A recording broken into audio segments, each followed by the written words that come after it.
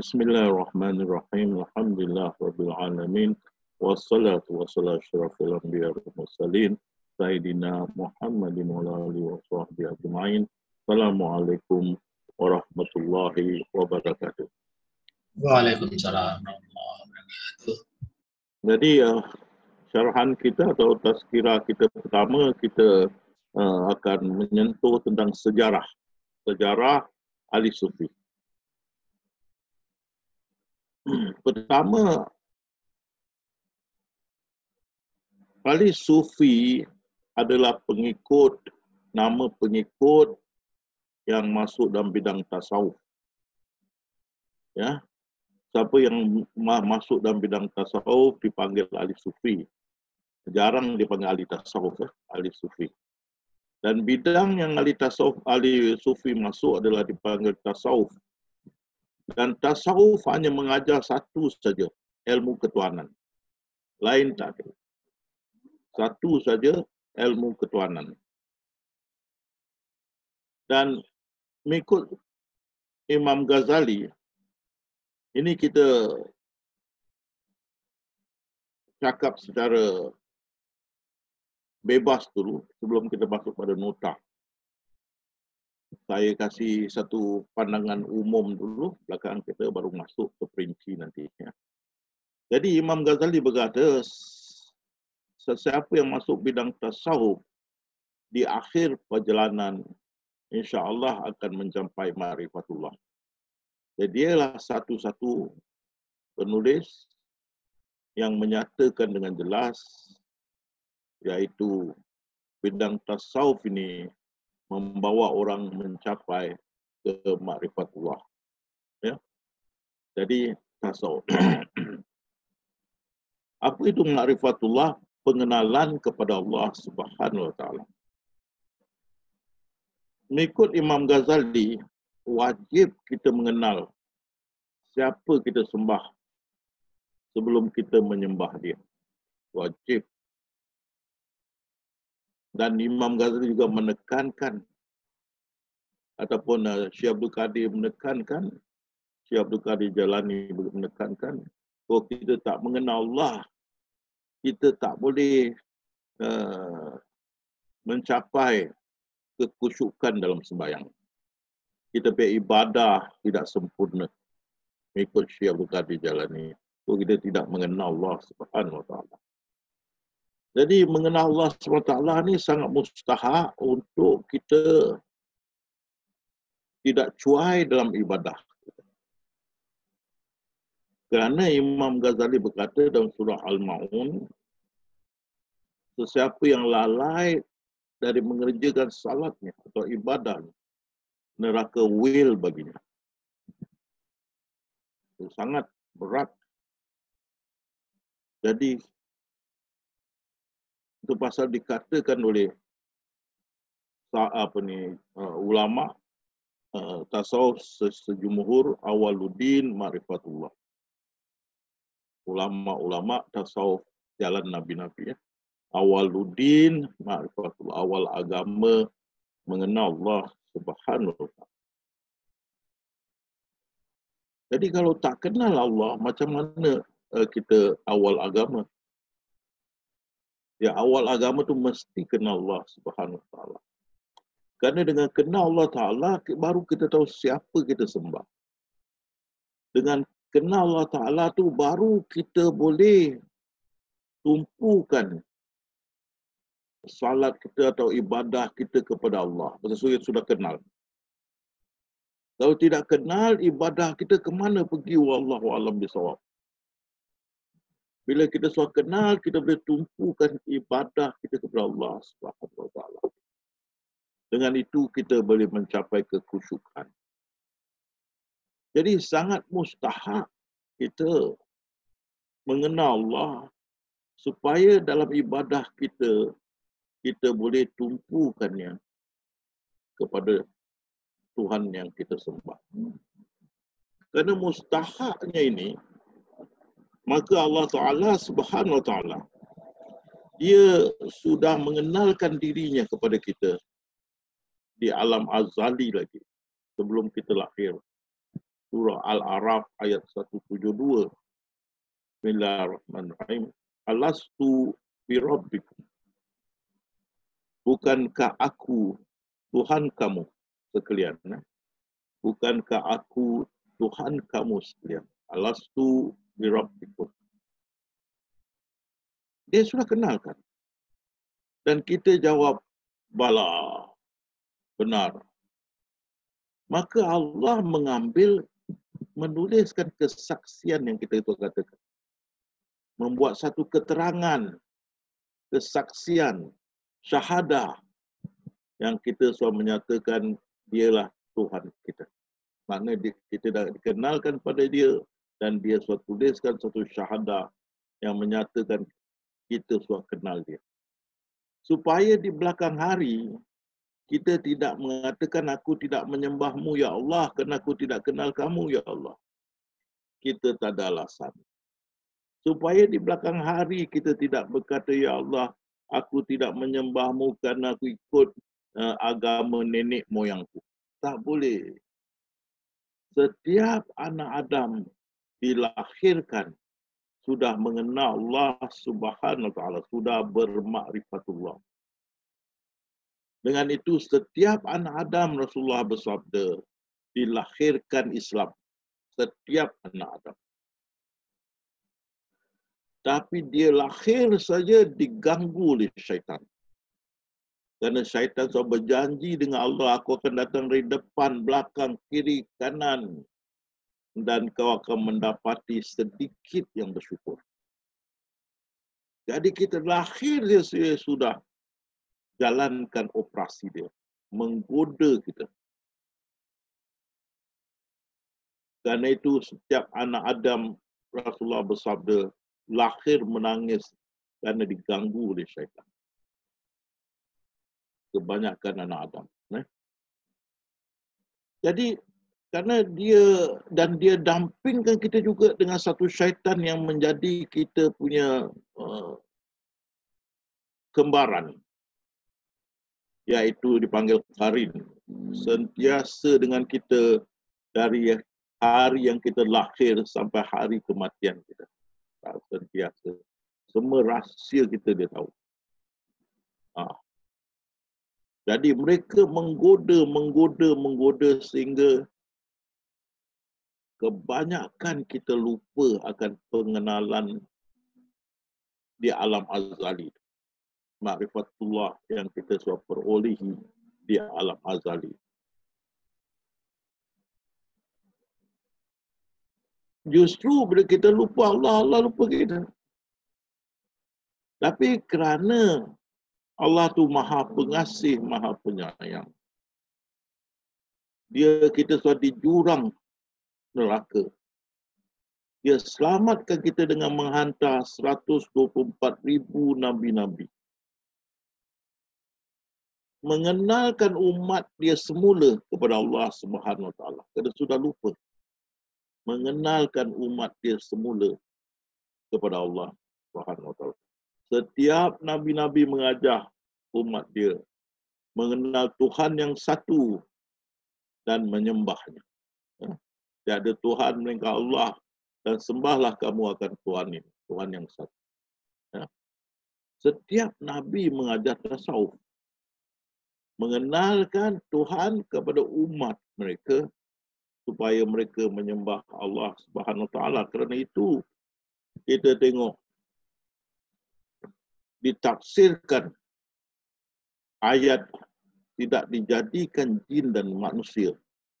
Ditafsirkan sebagai tidak dijadikan jin dan manusia melainkan menyembah Allah, ditafsirkan sebagai tidak dijadikan jin dan manusia melainkan untuk bermakrifat kepada Allah, melainkan untuk mengenal Allah Subhanahu wa taala. Dia makrifatkan. Jadi sangat mustahak pengenalan kepada Allah atau mengenal Allah Subhanahu wa taala. Kerana itu setiap nabi-nabi mengajar umat dia untuk mengenal Allah dan menyembah Tuhan yang satu. Setiap nabi-nabi. Jadi itu pasal inilah tasawuf jalan Nabi-Nabi yang kita sekarang mempelajari, inilah tasawuf jalan Nabi.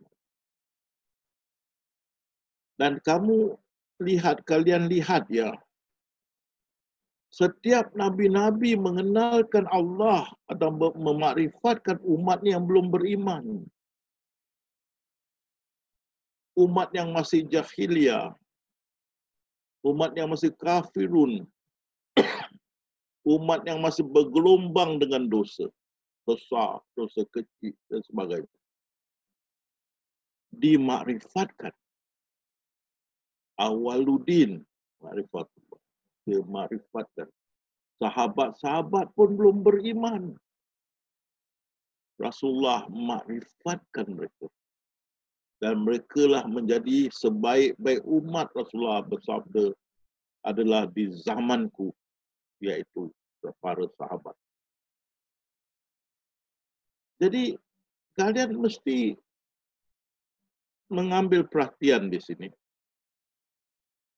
Mereka yang berkata makrifatullah untuk orang yang tinggi amalannya atau ibadahnya atau ilmu dia, ini satu pembohongan yang besar. Setiap nabi-nabi memakrifatkan umat mereka yang belum beriman, yang jahat, jahiliyah, jahil, yang penuh dengan maksiat, yang menyembah berhala dan macam-macam. Ini yang setiap nabi-nabi memakrifatkan. Jadi makrifat bukan untuk orang yang amalannya tinggi, itu bohong. Sehingga zaman Rasulullah SAW berkata, sebaik-baik umat di zamanku dan sesudah zaman mereka dan sesudah zaman mereka. Begitu. Jadi Allah yang pertama-tama memakrifatkan manusia. Lepas itu 124,000 nabi-nabi memakrifatkan umat-umat mereka. Akhir sekali Rasulullah SAW khataman Nabi. Nabi yang penghabisan. Lepas Rasulullah tak ada, maka orang cari ulama-ulama yang dipikir dapat membantu mereka mencapai makrifatullah. Yang dianggap arif billah. Arif billah ni adalah orang yang tahu, yang ada ilmu ketuhanan dan boleh menyampaikan, boleh membimbing. Sayangnya,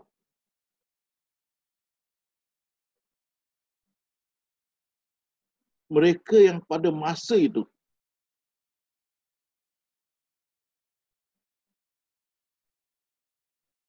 bila para sahabat tak ada, jatuh pada tabi'in. Banyak arif billah kata arif billah, tidak ada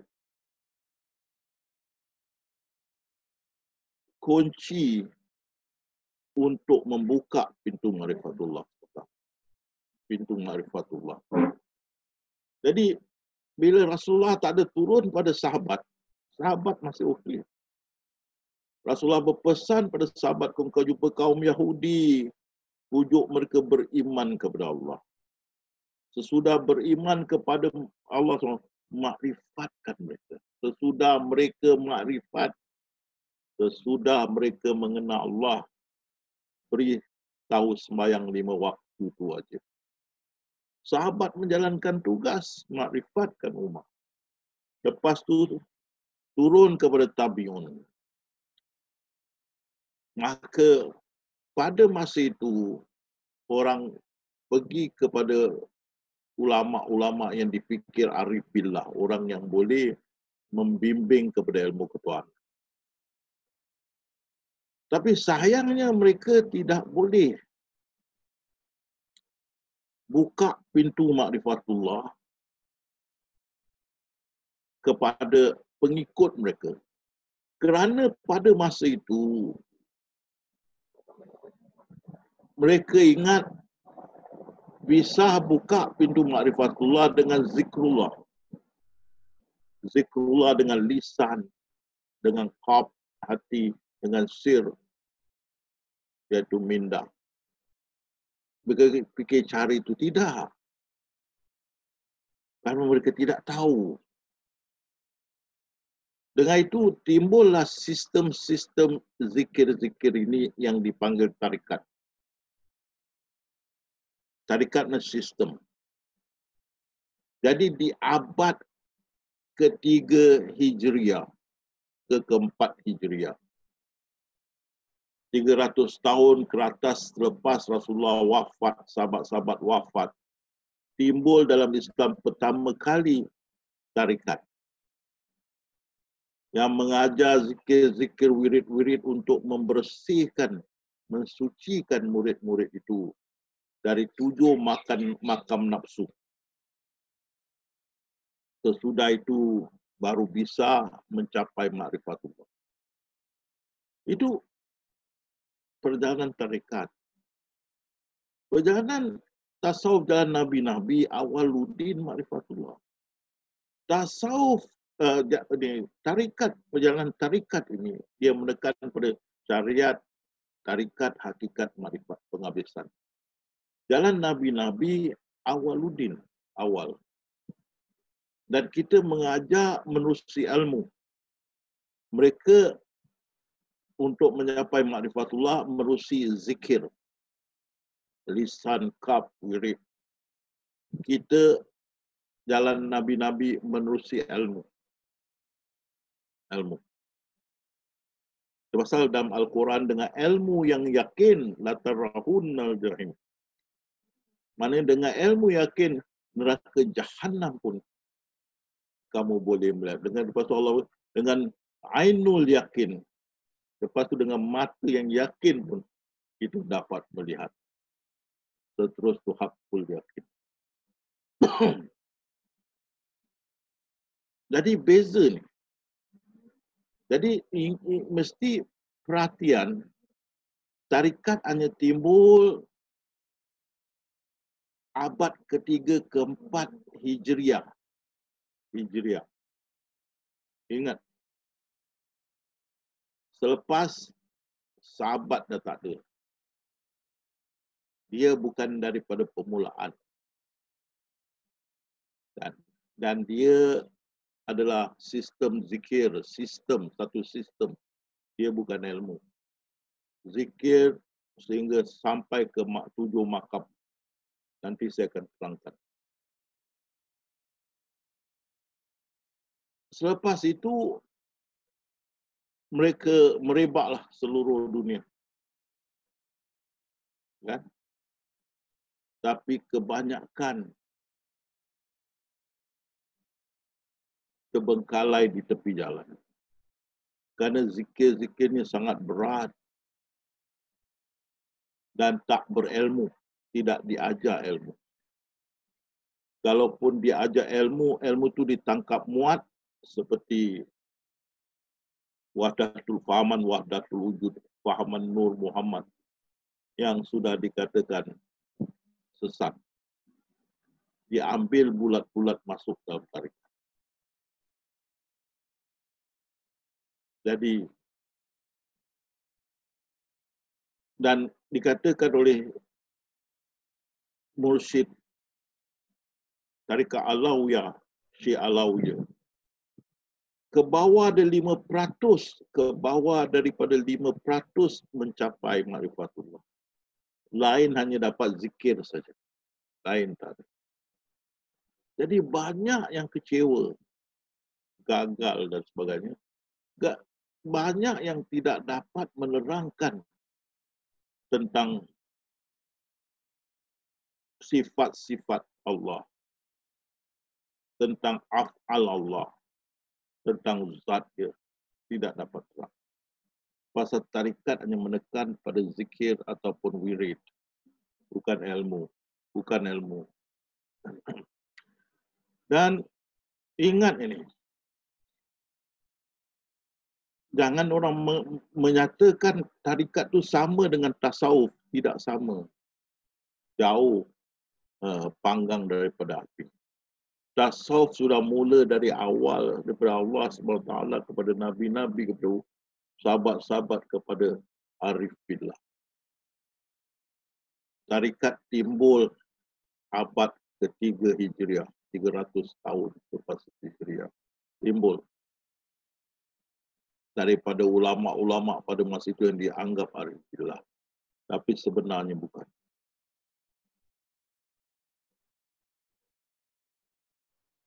Sampai merebak sampai sekarang. Pasal itu kita tengok sekarang, keadaan sekarang ini sudah makin kurang. Kita tengok orang minat dalam tarikat kurang. Itu jadi itu penerangan daripada tasawuf kepada tarikat.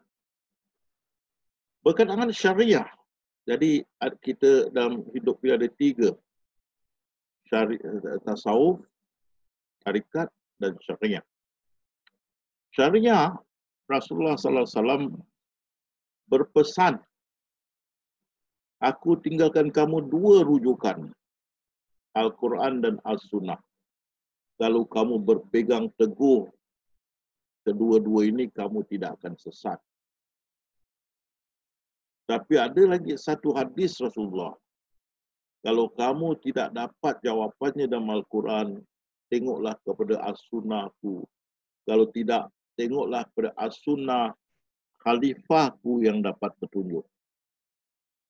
Di sini kita zaman Khalifah Rashidin, Sayyidina Abu Bakar, Umar, Uthman dan Ali, timbul 2 lagi rujukan syariah selain daripada Al-Quran dan As-Sunnah, ialah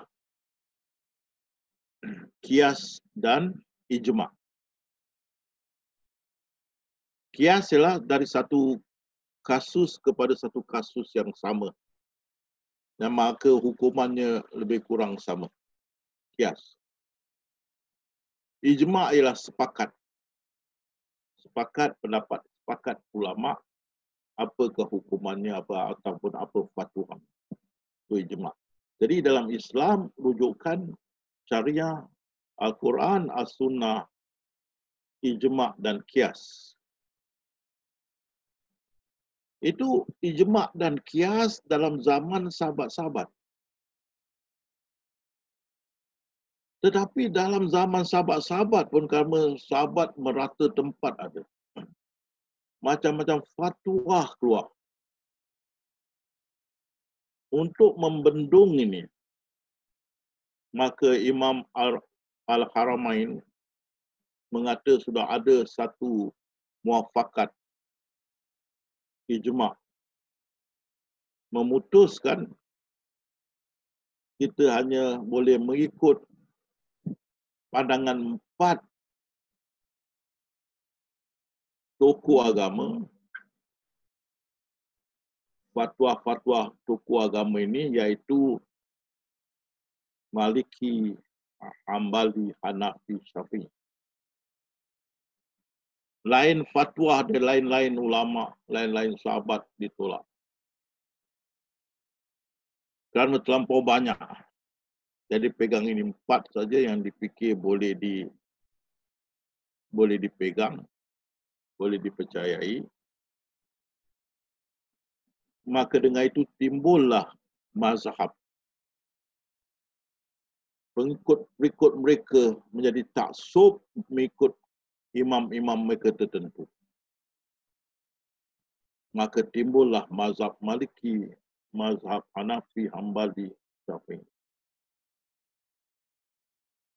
Dan pengikut-pengikut mereka tidak balik pada rujukan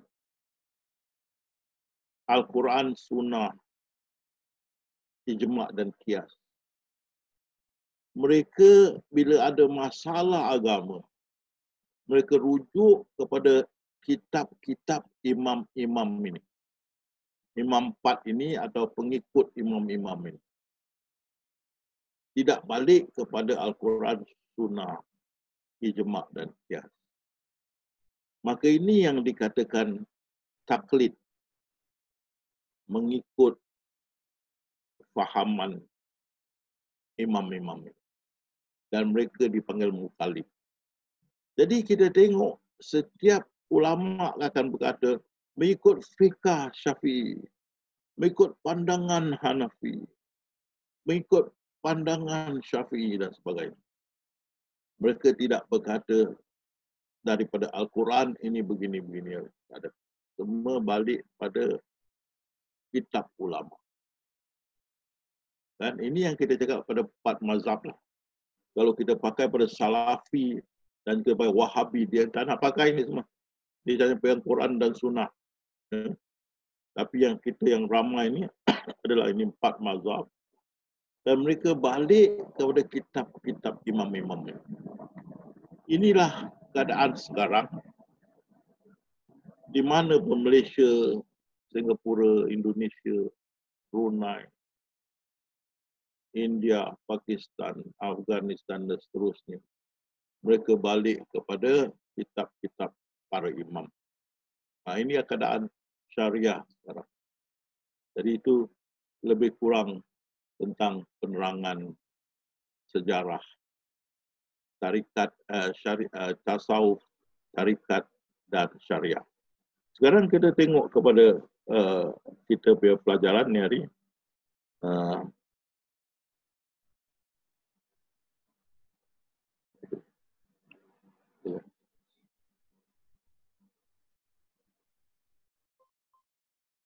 Okay. Kita tengok tu sejarah tarikat syariah, tarikat dan tasawuf. Jadi Islam tu pada hari ini kita boleh bahagian pada 3, tasawuf, syariah dan tarikat. Tasawuf jalan Nabi-Nabi. Ini Imam Ghazali, dia yang menyatakan kalau kita ikut ilmu tasawuf, kita akan sampai kepada ma'rifatullah, iaitu mengenal Tuhan dengan sebenar-benarnya. Kata itu jumhur ulama khalaf dan salaf berkata awaluddin ma'rifatullah, iaitu awal ilmu mengenal Allah, awal agama mengenal Allah Subhanahu wa taala. Jadi yang pertama-tama yang mengenalkan kita kepada Allah adalah diri dia sendiri. Itu surah Al-A'raf ayat 172, kan? Allah makrifatkan kita di alam azali itu. Bukankah aku Tuhanmu? Kita jawab benar. Kan? Dan Allah berkata, aku buat demikian supaya kamu tidak berkata, kamu tidak diberi pengenalan tentang ini. Kita tak ada alasan. Ataupun kita ikut nenek moyang kita, jadi kita tidak boleh dipersalahkan. Tak boleh, sebab dikenalkan setiap individu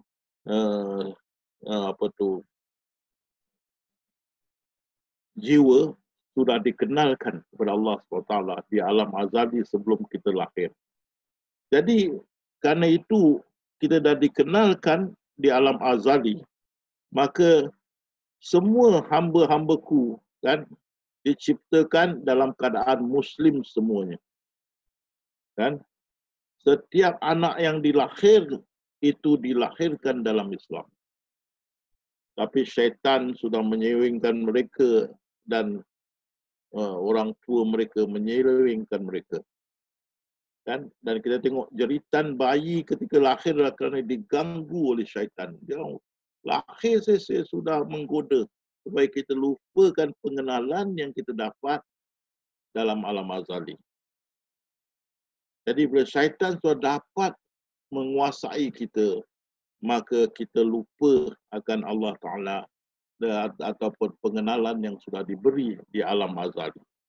Jadi Allah ada 124,000 nabi-nabi untuk mengenalkan kita kepada Allah Subhanahu Wa Ta'ala. Itu dikatakan, dan kami tidak mengutuskan seorang rasul pun sebelum kamu, melainkan kami wahyukan kepadanya bahawa tidak ada Tuhan melainkan aku, maka sembahlah olehmu sekalian akan aku.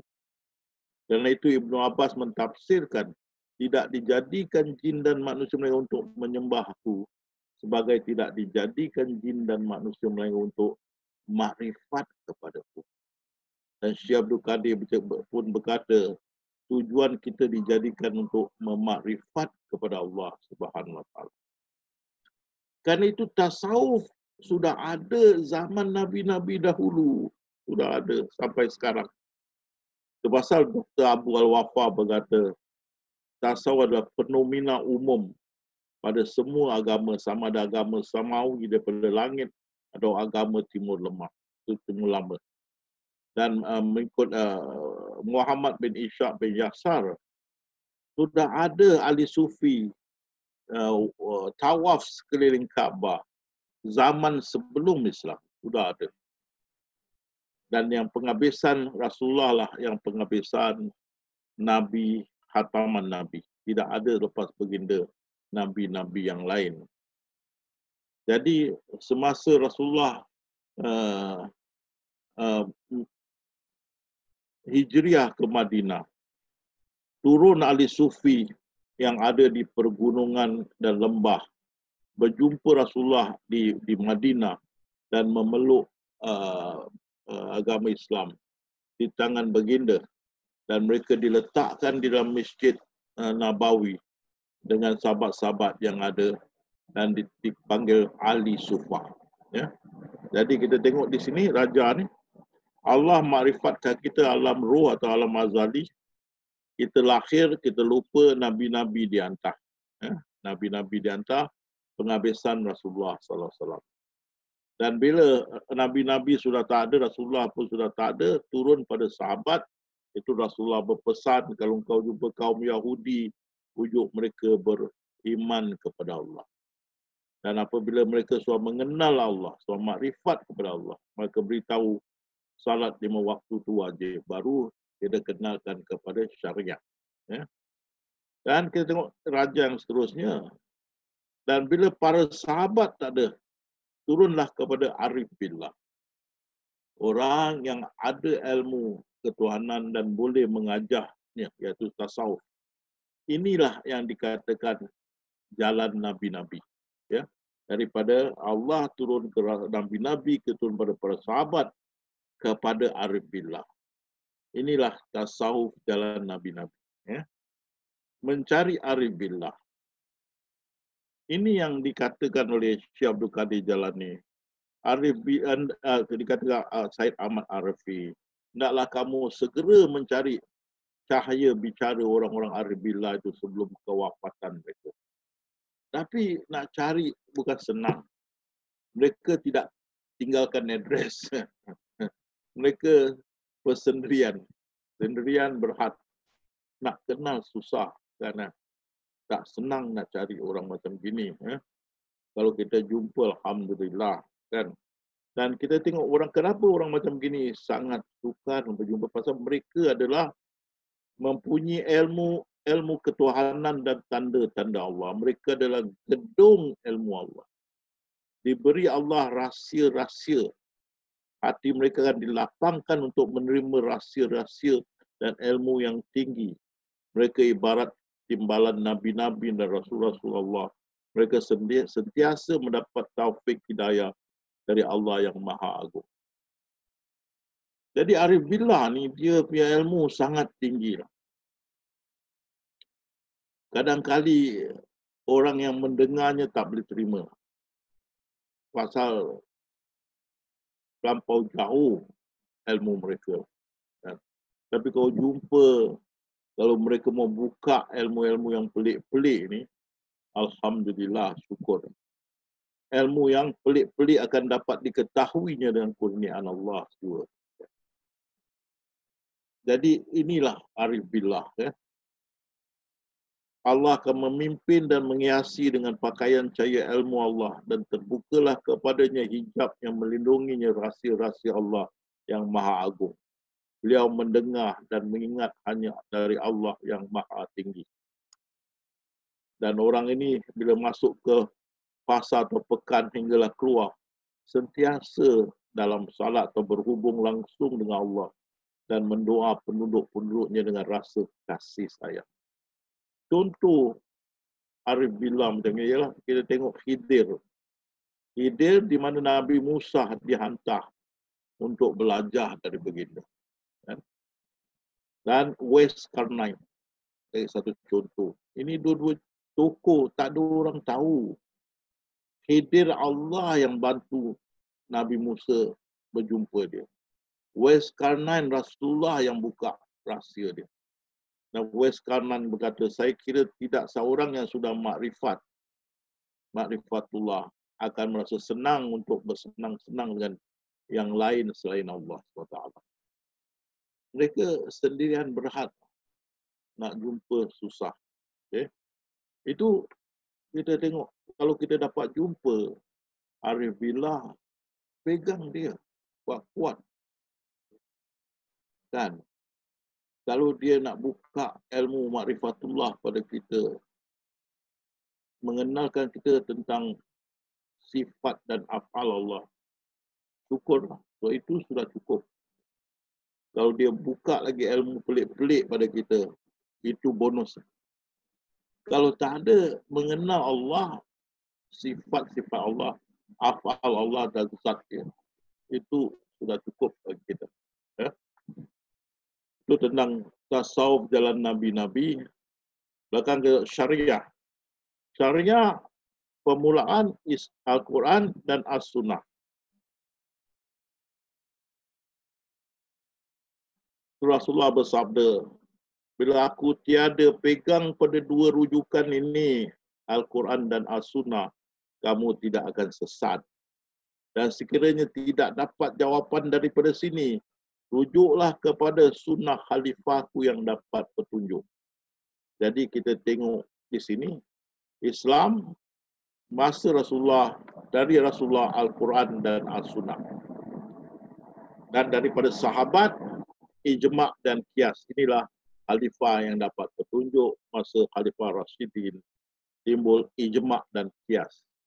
Jadi Al-Quran, As-Sunnah, ijma' dan qiyas adalah rujukan syariah permulaan.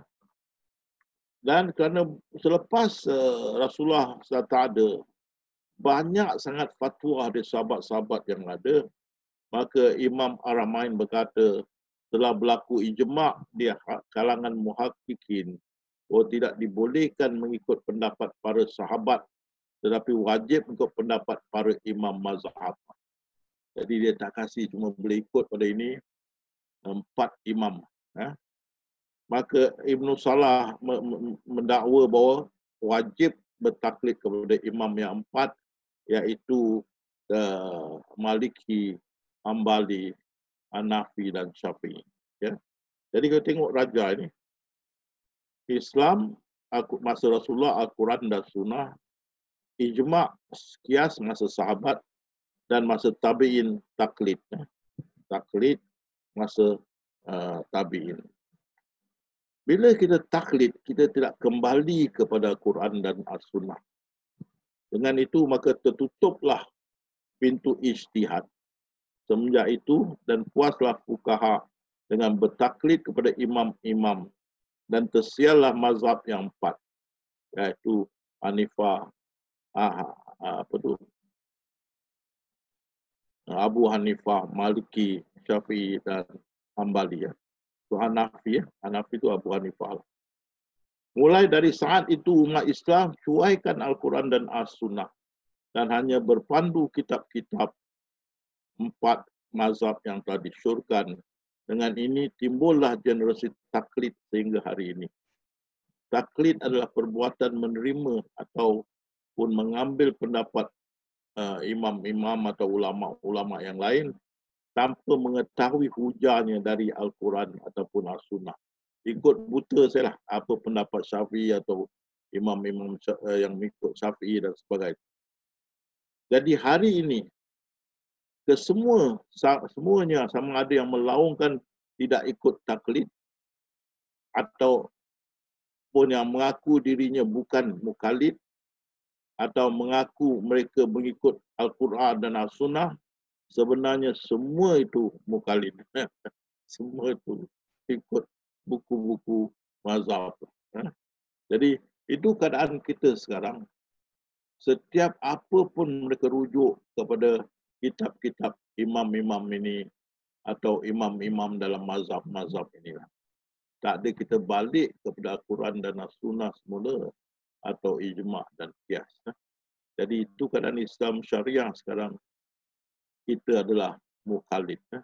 Mengikut pendapat-pendapat ini 4 imam atau imam-imam di bawah 4 imam ini. Tarikat. Jadi bila para sahabat sudah wafat, mereka mencari arif billah. Ulama-ulama pada masa itu yang mereka ingat boleh bimbing mereka dalam ma'rifatullah. Maka disitulah kita tengok pada abad ketiga dan keempat Hijriah, terdapat ramai peminat tasawuf duduk berkumpul di sekeliling toko-toko tersebut dengan tujuan untuk memudahkan toko-toko itu mendidik murid-murid cara tertentu. Kerana mereka sudah cuba berapa cara-cara dan hafiat-hafiat dan akhirnya mereka menimbulkan sistem zikir, wirid dan sebagainya, kan? Dan mereka ada sistem-sistem sendiri untuk membimbing murid-murid mereka. Sistem inilah yang dipanggil tarikat. Dan jalan ini yang dipanggil jalan wali-wali. Kita jalan nabi-nabi, ini jalan wali-wali. Maka di sinilah buat pertama kali wujudnya tarikat tasawuf dalam Islam, iaitu abad ketiga dan keempat Hijriah. Dan sistem mereka itu mursyid, kita mesti baiat, iaitu janji setia. Lepas tu diberi kita zikir atau wirid, iaitu lisan, mulai dari lisan kepada qalb, kepada sir. Lepas tu kita diam dan menunggu sehingga kita mencapai ma'rifatullah, maka lepas tu mereka melepaskan kita. Dan ini menjadi popular pada abad keempat dan merebak seluruh dunia. Dia jadi popular abad keempat dan merebak ke seluruh dunia. Dan sistem zikir mereka tu mesti mau menundukkan 7 makam nafsu. Daripada nafsu amarah kepada nafsu lawamah, nafsu muhalmah, nafsu mutmainnah, nafsu radiyah, nafsu mardiyah, dan nafsu kamilah. 7 makam nafsu. Baru kita sampai kepada situasi kita diam dan menunggu terbukanya pintu makrifat. Menunggu pintu makrifat dibuka. Seperti kita tengok di sini, Syekh Maulid Al-Arabi, dia duduk dan ingat alif lam lam ha dalam mindah dia. Hilang dia tulis, hilang dia tulis, hilang dia tulis. Sehingga datang ilham kepada dia. Aku yang awal dan yang akhir. Aku yang zahir dan yang batin. Dia tak indahkan. Kedua kali turun lagi ilham ni, dia tak indahkan. Ketiga kali turun ilham ni, dia berkata, aku tahu dia yang batin. Aku tahu dia yang awal dan akhir. Tapi dia yang zahir ni, itu aku tidak faham. Pasal yang zahir tu, macam-macam bentuk ada. Kayu, batu, pokok dan macam mana dia yang zahir. Maka turun ilham tu berkata, maksudnya dari dalam terkeluar. Maksudnya sesuatu dari batin terkeluar. Terzahir. Daripada dalam terzahir keluar. Baru dia faham. Terbuka pintu makrifat, maka dia faham. Ya. Dan di sini kita tengok nasib baik dia menunggu sebulan berapa hari saja. Ramai yang menunggu berpuluh tahun, ada sampai mati tak terbuka, tak turun ini ilham. Tak terbuka maksud ayat yang diilhamkan. Bagi dia, alhamdulillah dia diberi faham maksudnya sekali.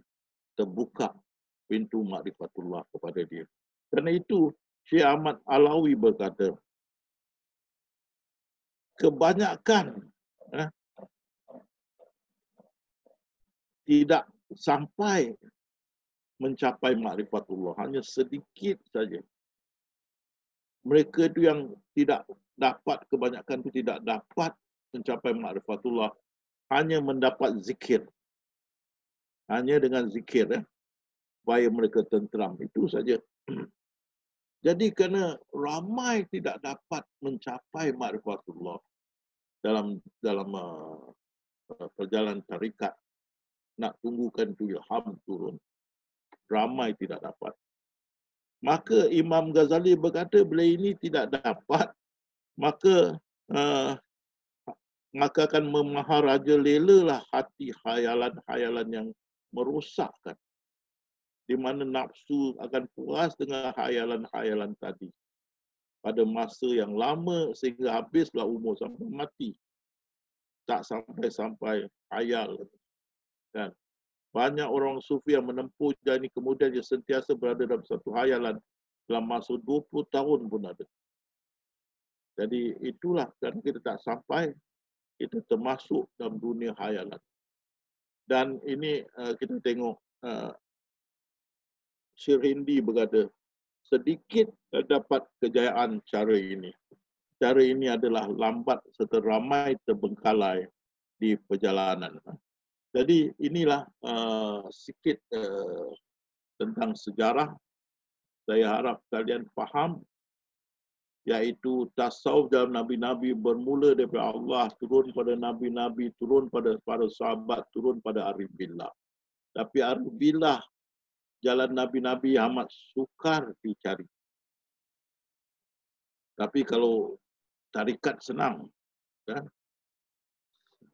Jadi, bila selepas tak dapat cari arif billah dalam perjalanan tasawuf dan Nabi-Nabi, timbullah ulama-ulama yang disangka arif billah dan mereka berkecimpung dengan ulama-ulama ini. Dan ulama-ulama ini kerana tidak ada kunci membuka pintu ma'rifatullah, bikin sistem-sistem sendiri, zikir, wirid dan sebagainya, supaya dapat membantu membersihkan murid mereka dengan mengatasi 7 makan nafsu kononnya.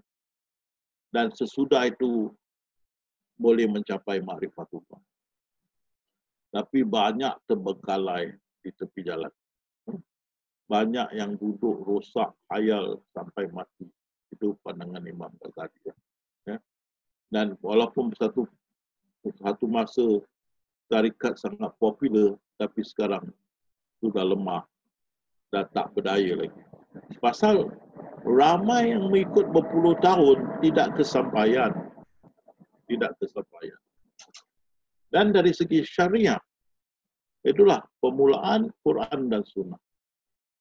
Rasulullah pesan, pegang, kalau kau pegang tidak sesat. Lepas tu Rasulullah pesan, kau tak ada jawapan, balik kepada Sunnah khalifahku yang dapat petunjuk, iaitu ijma' dan qiyas. Dan selepas itu timbullah taklid, iaitu mengikut fatwa-fatwa yang dikeluarkan oleh hanya 4 imam. Lain ditolak. Tuh, Maliki, Hambali, Hanafi dan Syafi'i. Dan kerana sudah ditekankan pegang kepada ini 4 imam, maka di hari muka semua berpegang pada pandangan 4 imam. Jadi mereka bertaklid kepada pandangan-pandangan fatwa-fatwa imam-imam ni keempat atau imam-imam yang di bawah mazhab-mazhab masing-masing. Jadi mereka jadi mukallid, iaitu mengikut fatwa-fatwa dikeluarkan oleh ulama-ulama ni. Mereka tidak kembali kepada rujukan kenapa fatwa itu dikeluarkan daripada sudut Al-Quran, As-Sunnah, tidak dikembali. Jadi sampai sekarang kita jadi mukallid. Bila kita jadi mukallid, kita kena fikir dalam kotak. Tak boleh keluar. Keluar saya haram. Keluar saya ditolak. Kerana tidak ada dalam kitab ulama atau kitab mazhab, tak ada. Dan kita kena fikir dalam kotak. Jadi dikatakanlah sekarang ini pintu ijtihad ditutup. Kita tak boleh fikir di luar kotak. Jadi kerana itu pintu ijtihad ditutup. Kerana kita tak boleh. Jadi itulah ringkasan saya atau tazkirah saya berkenaan sejarah tasawuf, syariah dan tarikat. Saya kembali kepada juru kita Bayu, Pak Bayu Kedah, untuk seterusnya perjalanan ini. Terima kasih.